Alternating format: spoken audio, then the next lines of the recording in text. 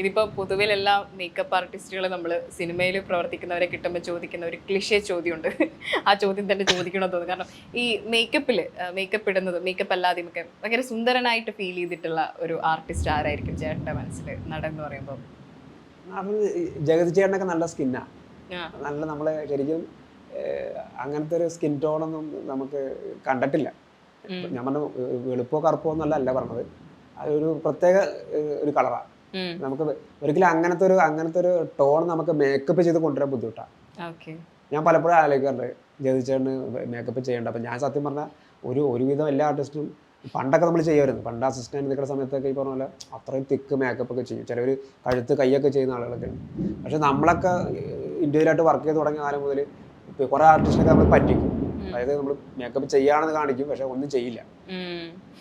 എല്ലാ ആർട്ടിസ്റ്റും മിററിൽ നോക്കൂല. ചിലർ മേക്കപ്പ് കഴിഞ്ഞാൽ അപ്പം തന്നെ നേരെ എണിച്ചു പോകും. ചിലർ മാത്രം മിററിൽ നോക്കും. ചിലർ ആവശ്യപ്പെടും കുറച്ചുകൂടി മേക്കപ്പ് വേണമെന്ന് പറഞ്ഞാൽ ആവശ്യപ്പെടുന്നവരുണ്ട്. അതുകൊണ്ട് ഒരുവിധം നമ്മൾ മേക്കപ്പ് ഫൗണ്ടേഷൻ എന്നുള്ള പരിപാടി ഇപ്പം ഇല്ല, തീരെ ചെയ്യാറില്ല. ഇപ്പം ടെൻഷൻ തോന്നുന്ന ഒരു താരം ആരാണ്? ഇത് എത്ര വന്നാലും ഒരു തൃപ്തി വരാതിരിക്കുമോ അങ്ങനെ ഫീൽ ചെയ്യുന്ന ആരെങ്കിലും ഉണ്ടോ? അല്ല, അങ്ങനെ ഇല്ല.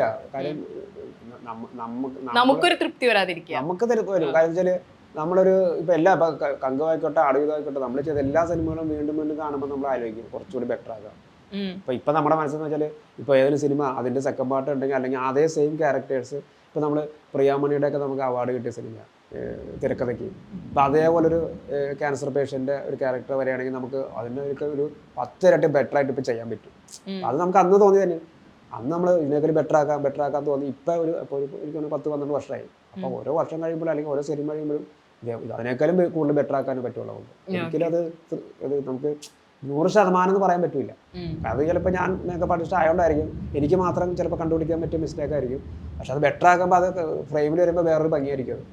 അതുപോലെ ഇപ്പോൾ പൊതുവിൽ ചർച്ച ചെയ്തുകൊണ്ടിരിക്കുന്നത് മമ്മൂട്ടി മോഹൻലാൽ കോമ്പോയിൽ ഒരു ചിത്രം എത്താൻ പോകുന്നു എന്ന് പറഞ്ഞ് നമ്മുടെ മുന്നിലുള്ളത് ആകെ ഇപ്പോൾ ചില ഹിന്ദികൾ മാത്രമാണ് ഉള്ളത്. അതിൽ കുഞ്ചാക്കോ ബോബൻ പറഞ്ഞിട്ടുണ്ടായിരുന്നു വരുന്നത് ഒരു വമ്പൻ പ്രൊജക്റ്റാണ് എന്ന് പറയുന്നുണ്ടായിരുന്നു. അപ്പോൾ അതിലും ചേട്ടനാണ് വർക്ക് ചെയ്യുന്നതെന്ന് അറിയാൻ സാധിച്ചിട്ടുണ്ട്. അപ്പോൾ അതിൻ്റെ ഒരു ഇപ്പോൾ ആ ഒരു കോംബോ എല്ലാവരും കാത്തിരിക്കുന്ന ഒന്നുകൂടിയാണ്. എനിക്ക് തോന്നുന്നു അതിൽ ഫഹദിൻ്റെ ഒരു കോമ്പിനേഷൻ കൂടി വരുന്നുണ്ട് എന്ന് പറയുന്നത് കേൾക്കുന്നുണ്ട്. എങ്ങനെയാണ് അതിൽ ചേട്ടൻ ഇപ്പോൾ നമുക്ക് തരാൻ പറ്റുന്ന ഒരു ഇൻഫർമേഷൻ അനുസരിച്ച് എങ്ങനെയായിരിക്കും? അല്ല, ഇപ്പോൾ അതിൻ്റെ ഒരു ചെറിയൊരു ഷെഡ്യൂൾ മാത്രം തുടങ്ങുന്നുള്ളൂ.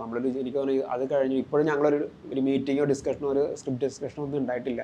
എനിക്ക് തോന്നുന്നത് ഡിസംബറിലൊക്കെ ആയിട്ട് ഉണ്ടാവുള്ളൂ. അത് കഴിഞ്ഞ് അപ്പോഴേ നമുക്ക് പറയാൻ പറ്റുള്ളൂ. കാര്യം ഈ സിനിമ ഒരു പൂർണ്ണ രൂപം നമുക്ക് കിട്ടിയിട്ടില്ല. ഇപ്പോൾ ഷൂട്ട് ചെയ്യുന്ന മാത്രം ഒരു ചെറിയ 3 ദിവസത്തെ 2 ഈ 4 പേരുടെ കോമ്പിനേഷൻ ഉണ്ടാവും. അതായത് മമ്മൂട്ടി, മോഹൻലാൽ, കുഞ്ചാക്കോ ബോബൻ, ഫഹദ് ഫാസിൽ, ഈ ഒരു കോംബോ ഉണ്ടെന്ന് പറഞ്ഞത് ശരിയാണ്. ഇപ്പൊ അവിടെ ഉള്ളത് എനിക്കറിയില്ല. ബാക്കിയുള്ള സീൻസിൽ വരാം. കാര്യം ഇങ്ങനെ 4 ആർട്ടിസ്റ്റ് ഉള്ളപ്പോൾ ചിലപ്പോൾ ഇനി എടുക്കുന്ന കാര്യം നമ്മൾ ഫുൾ സീൻ വായിച്ചിട്ടില്ല ഇപ്പോഴും. ഇപ്പൊ പെട്ടെന്ന് നമുക്ക് ഇത് ഷൂട്ട് ചെയ്യാനുള്ള ഒരു ഇത് മാത്രമേ നമുക്ക് പറഞ്ഞിട്ടുള്ളൂ. ഇപ്പൊ നമുക്ക് പ്രതീക്ഷ അർപ്പിക്കാൻ പറ്റുന്ന ഒന്നായിരിക്കും. കാരണം ആ ഒരു പ്രതീക്ഷ മമ്മൂട്ടി മോഹൻലാൽ ഒന്നിച്ചു വരുന്നു എന്ന് പറയുമ്പോൾ തന്നെ മലയാളികൾ അർപ്പിക്കുന്ന ഒരു പ്രതീക്ഷ ഉണ്ടാവും. അങ്ങനെ നമ്മളൊരു മമ്മൂട്ടി മോഹൻലാൽ അല്ലെങ്കിൽ ഒരു മൾട്ടി സ്റ്റാർ ആർട്ടിസ്റ്റ് ഉണ്ടെന്നുള്ള അതിനേക്കാളും ഉപരി ഇതൊരു മഹേഷ് നാരായണന്റെ സിനിമയാണ്. കാര്യം മഹേഷ് നാരായണന്റെ മാലിക്കും ടേക്ക് ഓഫും അപ്പോൾ ആ സിനിമകളൊക്കെ കണ്ടവരും വർക്ക് ചെയ്തവർക്ക് അറിയാം ഇത് ഏത് ടൈപ്പ് സിനിമ ആയിരിക്കും എന്നുള്ളത്. അപ്പോൾ അതിനുള്ളൊരു വിശ്വാസം നമുക്കുണ്ട്. അതിലിപ്പോൾ പറഞ്ഞ പോലെ ആർട്ടിസ്റ്റുകൾ കൂടുകയാണെങ്കിൽ അത്രയും ബെറ്റർ. അത് ശരിക്കും പറഞ്ഞാൽ അത് ആദ്യ സമയത്ത് ഫഹദിന്റെ കോംബോ ചോദിക്കാൻ കാരണം ഫഹദ് ഉണ്ടാവില്ല എന്ന തരത്തിലെ വാർത്തകൾ വന്നപ്പോൾ ആളുകൾ ഭയങ്കര നിരാശയായിരുന്നു. പല സിനിമയ്ക്ക് പല ആർട്ടിസ്റ്റും ഡേറ്റ്സും കാര്യങ്ങളും അതിപ്പോൾ എത്രയോ സിനിമകൾക്ക് സംഭവിച്ചിട്ടുണ്ട്. ഇപ്പോൾ ഞങ്ങൾ തഗ്ലീഫിനൊക്കെ ദുൽഖറായിരുന്നു ആദ്യം, അത് മാറിയിട്ട് അതൊക്കെ സിനിമ അതൊക്കെ സ്വാഭാവികം.